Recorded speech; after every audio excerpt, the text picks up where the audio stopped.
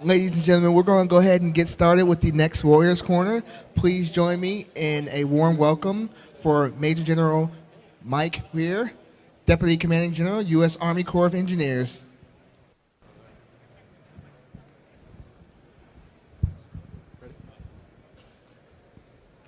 Hey, good afternoon. I realize we've got a smaller audience, but I think we've got some good opportunity to discuss readiness as it pertains to the Corps of Engineers and how we nest with the big Army. Just as an example that's underway as we speak, the response in Puerto Rico and the Virgin Islands, I'm not going to go through the chart on how we're tracking this, but to deploy trained and ready civilians and military, there's what's called a Readiness Support Center.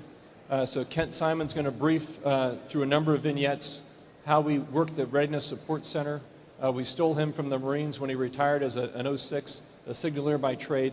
But I do want to highlight that many units within the Army in a deployed status enjoy what we call our forward engineer support teams. Kent Simon, again, is the person that helps get them ready in terms of training.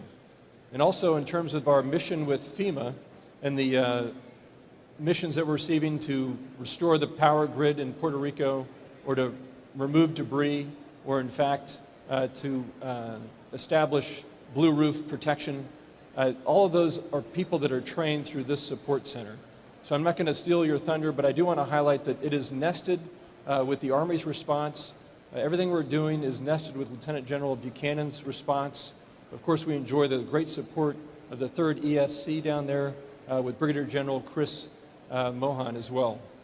So I'm going to sit down, or I'll stand actually, and go back and forth with you. But Kent, go ahead. Sir, thanks for the introduction. I'm Kent Simon. I've had the privilege of directing the USACE Readiness Support Center for about the past 18 months. The purpose of our center is to leverage our capabilities in direct support of the emergency response community and provide the best support we can to USACE's fantastically dedicated frontline responders, like the almost 1,000 folks that are currently deployed to the U.S. Virgin Islands and Puerto Rico exercising response and recovery operations. The response and recovery effort that we trained folks for started about 52 days ago. And in my old parlance, what I would tell you is that right now USACE is responding to 4 active theaters. We've got folks on the ground for Harvey response. We have folks on the ground in Florida, and I got it, you don't see Harvey on the news anymore, but those frontline responders are still out there. There are folks still in the Florida Keys exercising emergency power, temporary roofing, and temporary housing missions. And oh, by the way, the Corps got its warning order, I think, late yesterday afternoon, early this morning, when a disaster declaration was declared for Northern California and the wildfires out there. So I know in the G3 cell, they're gearing up to look at potential ESF3 response missions out there in Northern California. Just jump in on the topic of how we do this. While we're going to talk about the readiness and the training of the individuals from the Corps, we could not do any of this without industry. And in fact, the ability to contract, and we've got our Chief of Contracting, Colonel Chris Beeler here, the ability to respond, and in this case, as an example, to restore the Puerto Rico grid, relies heavily on experts within industry to bring the expertise needed to nest with what's already happening with the Puerto Rico Energy Authority that's there, PREPA, and the key is to not break the momentum that's underway. So go ahead, Ken. So I'll let you read our mission statement on this front slide while I give you a little bit of historical background. The Readiness Support Center was originally established in San Francisco out in the South Pacific Division in 1989 post the Loma Prieta earthquakes. The focus of the organization at that time was on earthquake readiness, response, and recovery, and developing and archiving information on earthquake preparedness. The organization stayed out in California with that focus until the late 1990s, and post Hurricane Andrew, when other emergency management mission sets within the Corps emerged with a growing need for readiness support and training support. So the center was transferred from San Francisco down to the Mobile district of the Corps of Engineers, where its focus really shifted on hurricane response.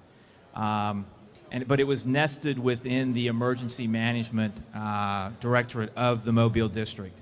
In 2004, it separated out from the Mobile District and became an independent entity supporting the USACE enterprise. Today, the RSC is operationally directed by the USACE Directorate of Contingency Operations and Homeland Security via the Deputy Director and the USACE G3. And we are administratively controlled and supported by the commander of the Mobile District. The organization today consists of approximately 15 FTEs and supported by an equal number of contractors who provide a variety of technical support across our lines of operation. So readiness, and it was very different for me when I came to USACE, because readiness in USACE also requires a recognition of two things. You have to have authorities and you have to have funding. So the authorities and the funding streams that we utilize are encompassed under two particular acts and laws. The first is Public Law 8499, which provides the authority for USACE to provide emergency disaster assistance for flood control and coastal emergencies.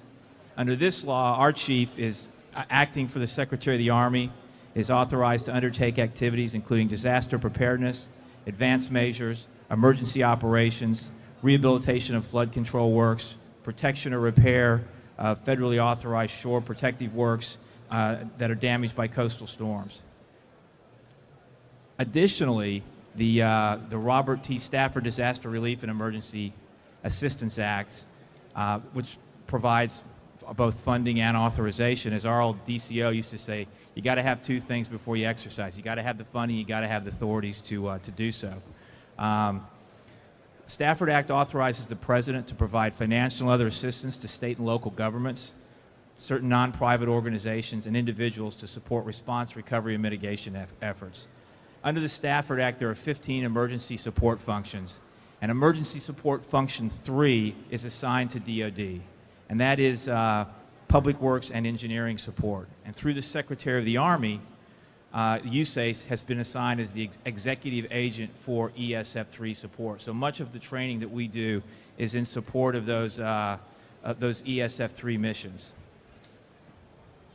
Under ESF3, the USACE assists DHS and FEMA by coordinating the capabilities and resources of the federal government to facilitate the delivery of services, technical assistance, engineering expertise, construction management, and other support to prevent, prepare, and respond or recover from domestic incidents. So, next slide, please. So under those authorities and to meet our responsibilities, we have three primary programs. The first program is TEAMS, and we'll walk through that in just a minute. That encompasses our training, our exercise design and support services, our accreditation programming, and some disaster modeling and simulation work we do. Our second line is our deployed tactical operations systems. We'll also walk through that. Not so much a readiness piece, but the big piece of our mission set that actually supports the responders that are out on the ground. And finally, IngeLink, which we'll cover briefly. It's really our back-end C2 support for disaster response and emergency management.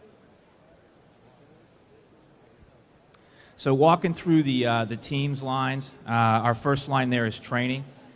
The RSC assists in the development, delivery, and maintenance of over 40 distance learning courses, specifically designed to prepare USACE responders to support emergency response operations. And we annually support 4 to 6 in-resident courses that directly support civil response and forward readiness. And obviously the number of in-residence courses we support really depends on the response environment. I would tell you in 2017 we'll probably only do 1 or 2, just because the vast majority of that population that we support is actually physically out executing disaster response operations. Additionally, as the boss mentioned, we support training for the USACE, the FEST program, in conjunction with the Engineer Research Development Center and our Reachback Operations Center out at ERDIC. A robust and dynamic training program is critical to maintaining USACE's readiness to respond to disaster situations, because the vast majority of the USACE responders are volunteers. They're trained and prepared to deploy in support of a particular mission set. We have approximately 1,000 folks volunteers that are assigned to pre-mission planning and response teams that cover the FEMA pre-scripted ESF3 missions, and those include temporary roofing, temporary housing, temporary emergency power, infrastructure assessment, debris removal and management, and urban search and rescue structural engineer support. So we have a cadre of permanent subject matter experts as well as a national cadre dedicated to emergency response that serve as the functional proponents for this training. And on an annual basis, we review this training with those functional proponents, make sure it's updated, because as the General and I were talking last night, every disaster response is different. None of them are exactly the same. The temporary housing mission that we executed in Baton Rouge last year after the inundation event was dramatically different than the temporary housing mission that was executed post Hurricane Katrina. Hey, Ken, if I could just go back one slide, just to put a kind of a framework on this. I mean, there's really three things going on here. We're training and we're understanding with some modeling, you know, what we need to train on. And then, of course, we're in fact command and control with the ability to have this C2 element. You'll see examples of that. And then, of course, we're also tracking. So if you just can imagine the training and modeling, the tracking, and the command and control, and then the tracking.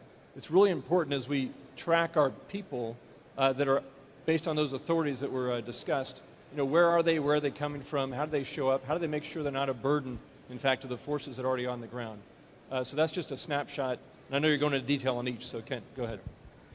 In addition to the working with FEMA to develop shared curriculum, the final piece of our training support is just-in-time training for that quality assurance workforce that goes out and QAs generally what are contractor executed missions. For example, we have approximately 300 temporary roofing QAs in South Florida now, providing quality assurance support for the execution of the contract that's putting those blue roofs onto those residents or our facilities. In fact, just this morning, the General and I were talking. My deputy, who's a PhD in instructional design, was on a conference call with the G3 and our power community of practice. USACE has been assigned a non-traditional mission in Puerto Rico to restore the grid. Well, we're going to require somewhere between, on the ground at any given time, we expect somewhere between 200 and 300 QA personnel. Those folks are going to have to start work real soon. So we're working to develop that just-in-time training material that will support those QAs that will go out and provide the quality assurance on the grid restoration being conducted by the contractor. And sir, I know you had some thoughts on that. I would just like to highlight the vision for the Corps of Engineers is to solve the nation's toughest challenges, but it's not alone, obviously. We are leveraging, as I indicated, the industry, the technological knowledge that needs to be brought to bear with the power grid, for example, but of course the ability to interact with the Army and the joint forces, the JFLIC, for example, that, as I mentioned, General Buchanan is on the ground. But to do that, and if you haven't, it's one voice with the Army. As General Semonite is out there shaping this, and it includes politics as well, as you can imagine, with the other options that are being afforded or put on the table by industry, how do you nest that with the intent of the administration and stay with one voice in the Army? That only exists through this responsive force. So I'll let you keep going. Okay, thanks. Are there any questions on that, though? Just let me ask, if any questions on those authorities or how we're responding and nesting with the Army? Okay, if not, we'll keep driving on. Okay. The last piece of our training line of operations, it's not real traditional, but the RSC also manages and supports the U.S. EMAP, our Emergency Management Accreditation Program. We are tied in with FEMA. ANSI EMAP for 2016 is a standard for emergency management preparedness. It's a set of 64 standards by which programs can be accredited. Tools designed for continuous improvement as part of a voluntary accreditation process. It's used extensively by local, state, and tribal emergency management programs. We adopted it within USACE in 2009 as a pilot and formally accredited 3 sites. And to date, we have accredited an additional 13 sites. And again, the purpose of this program is those standards that are aligned across local, state, and now federal response programs that give us a consistent baseline to work off of, and in effect standardize those programs. That accreditation is good for 5 years, designed to create baseline consistency, and the USACE goal is to be 100% EMAP certified by 2021. And so I didn't know if you had some comments on EMAP from your MVD time. No, I would just say this is the passport, or the common language spoken at the local level, the state, and the federal. So without that ability to certify that we're speaking the same languages, we're struggling. So lessons learned going all the way back to Katrina, the ability to speak with one voice through all those interagencies that support each other. So go ahead. The next line under our TEAMS program is exercise support. We work with supported districts and divisions to provide a structured approach to designing exercises that meet that local commander's goals, objectives, and desired outcomes for specific events. The exercises we support range from large interagency divisional level all hazards exercises to project-focused events that allow a project staff to exercise their specific emergency management TTPs. Once a scenario is designed by the RSC in conjunction with that supported command, we work with them to develop a simulated environment for the conduct of that exercise, and I'll talk SimSuite in a couple more slides, the tool we use to do that. And then we also develop time-driven video, audio, and graphical products designed to engage the training audience and lay out the problem set. We do an average of 20 to 30 of these events on an annual year. And I was real proud, and what I think the value of these exercises how it can be summed up is a quote from Colonel Paul Owen, who's the Southwest District Division Commander. I was on a readiness brief, sitting way in the back row, that was being given to General Semonite, the Chief of Engineers, and he asked Colonel Owen if he thought they were prepared, and the answer was, Chief, the team is ready. We exercised this scenario just 3 months ago. And again, it's a collaborative effort, but I was very proud that my team was part of the development of that SWD hurricane exercise.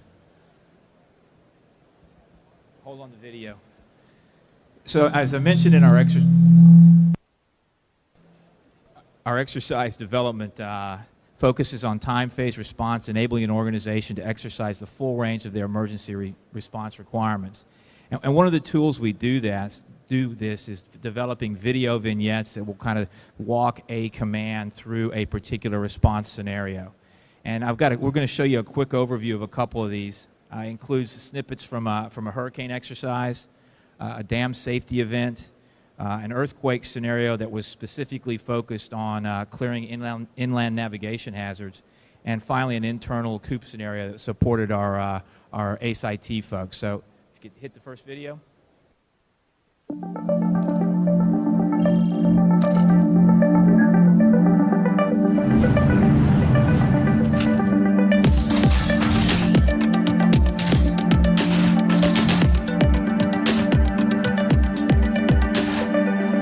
The National Hurricane Center has begun issuing advisories on Hurricane Sam, a Category 1 storm just east of the Bahamas.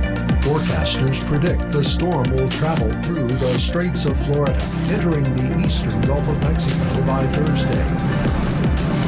Hurricane Sam made landfall as a Category 4 storm in Grand Isle, Louisiana. At John Martin Dam, pool elevation is currently at 3,852 feet, which is within the flood pool. The computed inflow is at 13,000 CFS and rising. The rate of rise over the last 24 hours is approximately 1.9 feet. The NWS continues to forecast heavy rainfall throughout the next week. This is the DSO site manager again. Our retention pond overtopped this morning, and its contents are flowing down Chickasaw Creek.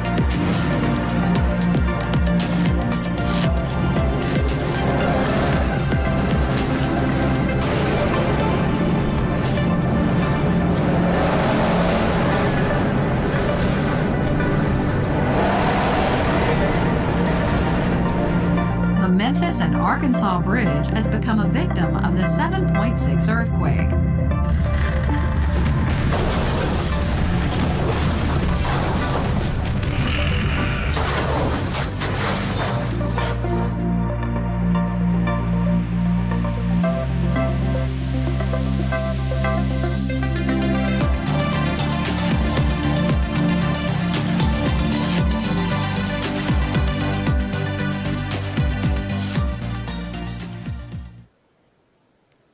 next one.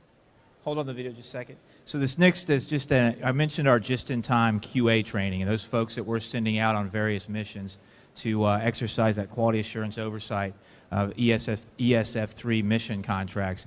And this is just a compilation of a little bit of the product we developed during the Baton Rouge inundation models. We were very concerned during Baton Rouge at one time that there was also going to be another large temporary housing mission on the East Coast.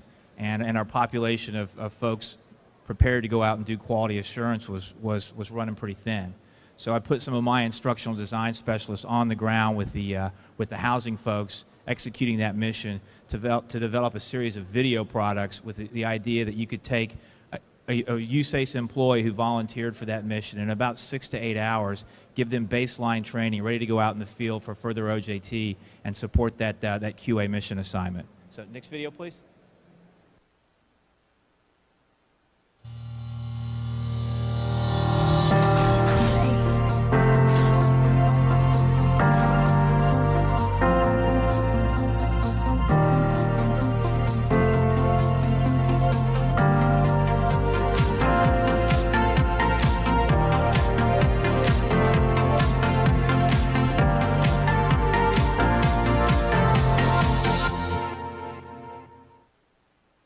Slide.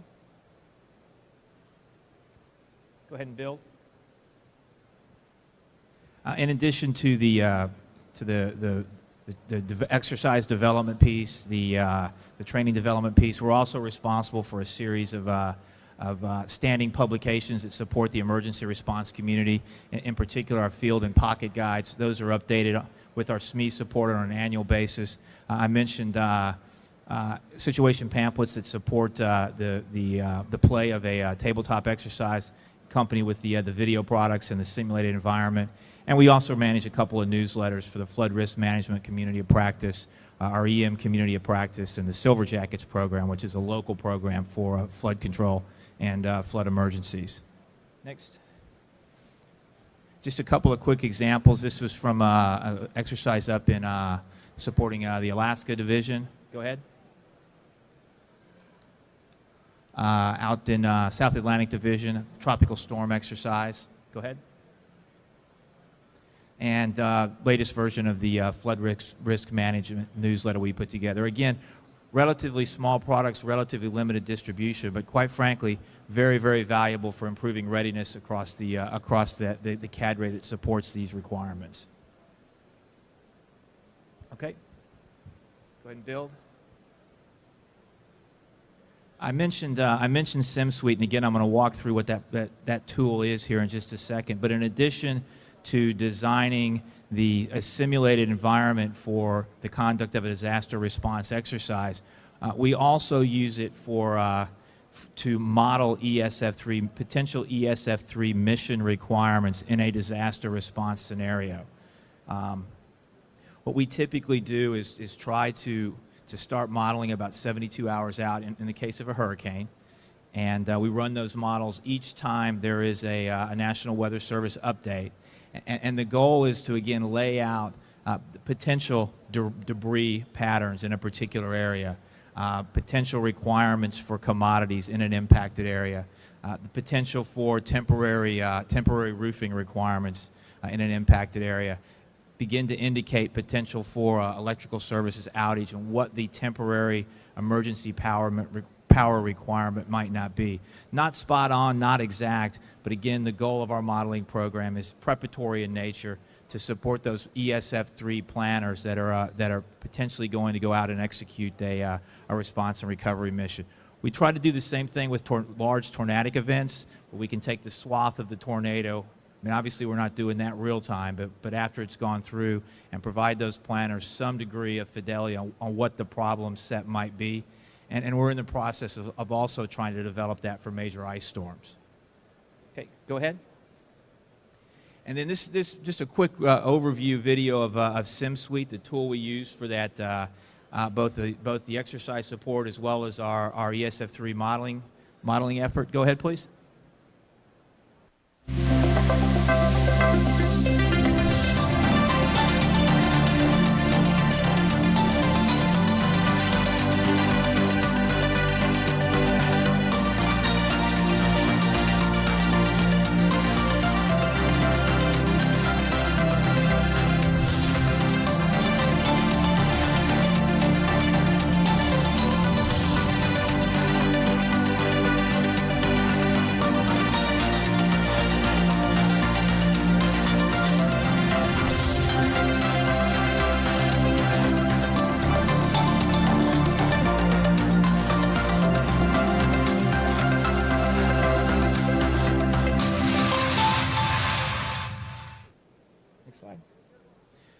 So SimSuite was developed in partnership between the Readiness Support Center and USACE's Institute for Water Management, or Water Resources, IWR.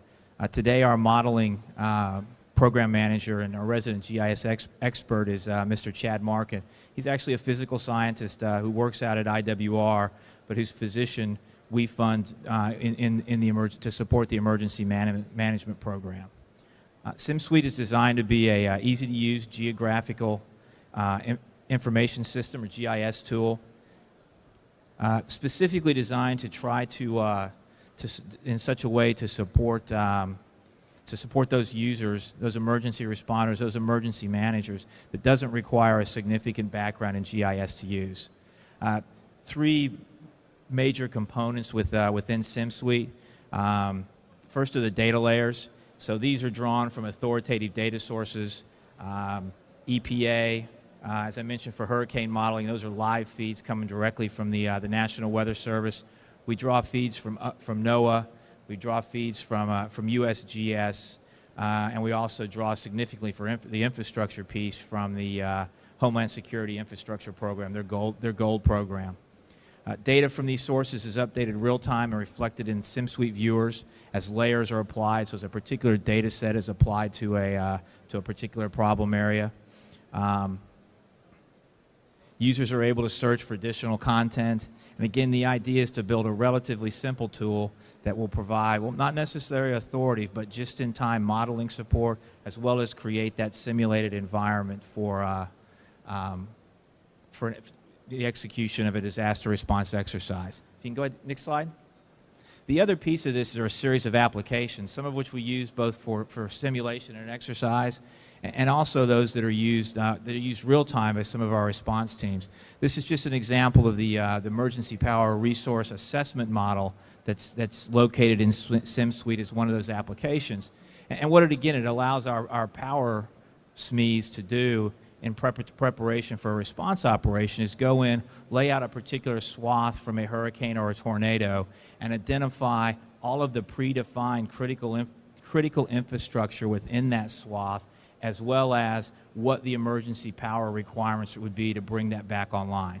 Doesn't necessarily tell them for sure that Hospital A is going to lose power from the grid, but it does tell them within that swath there's 6 hospitals, and the potential requirement for emergency power restoration is a factor of X.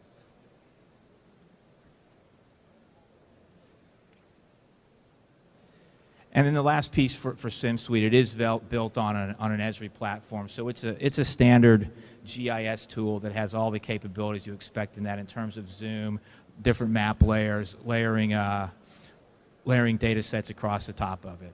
Okay, next slide. So go ahead and roll the video.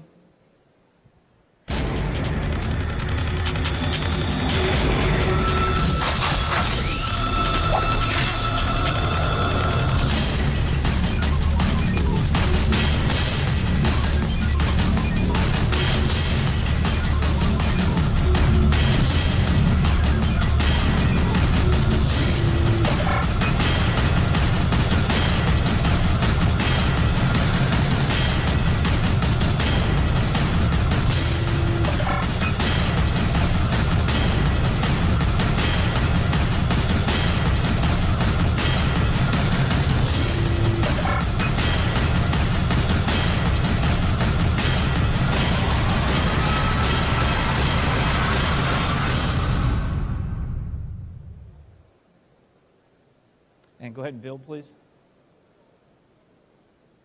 So the big ticket item in beyond our readiness support is our response support, and the DTOS program is our big ticket item in that. DTOS units and teams provide mobile command and control platforms and communication support to quickly ramp up services for an initial emergency response. The DTOS fleet consists of 15 emergency command and control vehicles, and those are the big ones you see there on your left.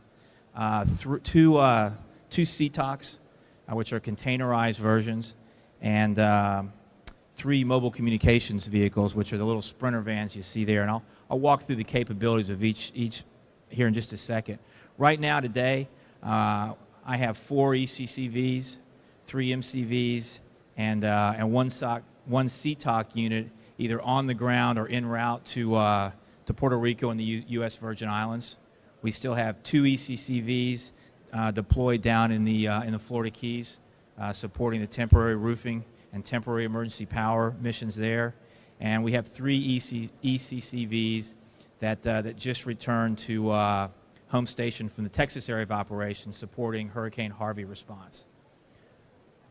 The ECCV provides network connectivity for up to 25 users, with data services provided by either cellular cradle point data capability or a VSAT dish. We've got modems on there that can support up to 6x4 data rates. The beauty of these systems for us is that the back-end data architecture is permanently configured to land inside the USACE network, allowing responders to seamlessly transition into a deployed environment. So if there's when the general was at MVD and there was a flood response, if he was going to utilize an ECCV, he's literally picking his laptop off of his desk, taking it to the unit and plugging it in, and there's 0 transition time. He's back on the USACE network. He's back to access to all his files, all his services, just like he has at the desktop. Additionally, there's a wireless access point to allow beyond the 25 users. The unit's got 11 VoIP phones. It comes with Iridium phones, HF, VHF, and UHF radios, as well as a UHF and VHF radio repeater. Supports up to 18 multi-band handheld radios. It's got VTC capability. It does have satellite television services. It's got printers, multifunction devices, and it's got an onboard generator, so it allows it to roll into a site fully fueled and operate up to 72 hours. The next unit, the smaller one, the Sprinter vans, very similar to the ECCV in terms of communications capabilities, but not designed with internal workspaces. As you can see on the ECCV, we've got RV slide outs in there that provide up to, I think, 18 pre-wired, pre-configured workspaces. You just drop your computer in and you're ready to go. The MCV, not so much, but designed to actually push comms into an existing facility. The MCV is also certified for deployment on mil-air, either by C5 or C17, and we actually validated this capability for the first time 37 days ago, and we deployed all 3 MCVs out of Tyndall Air Force Base to Puerto Rico and the U.S. Virgin Islands. The other advantage we found with the MCVs is that they're so small we can move them around via commercial barge. So we actually flew units into Puerto Rico, offloaded them, put them on commercial barges, and moved them over to St. Thomas and St. Croix to support the units there. It's also got an onboard generator, and fully fueled, it can roll into a site and support for up to 48 hours. The CTOC, our containerized version, designed to be deployed via military or commercial air, prepackaged on 4 pallets for quick response. Surprisingly enough, shortly after we deployed the MCVs to Puerto Rico via mil-air, FedEx started flowing traffic back in and out of San Juan. So we actually shipped the first CTOC that went into Puerto Rico via FedEx. It's deployed with a standalone generator, but obviously it doesn't deploy with an internal fuel source. So it's got to be powered externally. And we typically deploy the CTOCs in conjunction with our CIO G6 emergency response team. They provide the internal networking capabilities. My folks, our DTOS teams, are coming in and actually setting up the comms, and the YERT's coming in and laying out the network. Hey, Okay. Kent, we've got about 5 minutes left, but if you can leave some room for questions as well. But go ahead. Just go ahead and hit the next slide, and go ahead and build that out. So much like our other PRTs, the DTOS teams are all volunteers. These are the custodial districts where we stage those units across the country.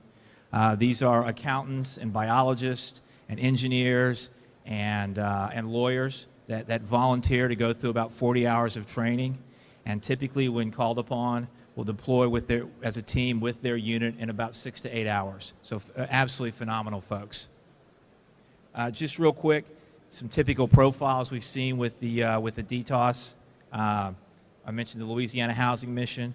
We had units out at Addicks and Barker Reservoirs during Hurricane Harvey support. The project offices were flooded. Obviously a key command and control node for General Semonite during Harvey. Had 2 units parked out there supporting them. And again, I mentioned the folks that are out they're still in Florida and out in the Virgin Islands right now. Okay, next slide. The last program I'll mention is just is IngeLink. It's basically our accountability program. As the boss mentioned, you got to track this stuff. This is a database program we use. It really, in terms of not only provides our authoritative database for readiness, but also is the database that tracks mission assignments against stuff employed against it, against the FEMA money that's flowing in to support that. So with that, sir. Kent, thanks. Great brief, and I hope this sheds some light on what's really happening today in terms of our response to natural disaster with Puerto Rico, the Virgin Islands. But the key takeaway is readiness and how we nest as one voice, as a total force, whether it be with the civilian authorities and, of course, with the military. We'd love to field questions. We've got about 3 or 4 minutes left. Any comments or questions?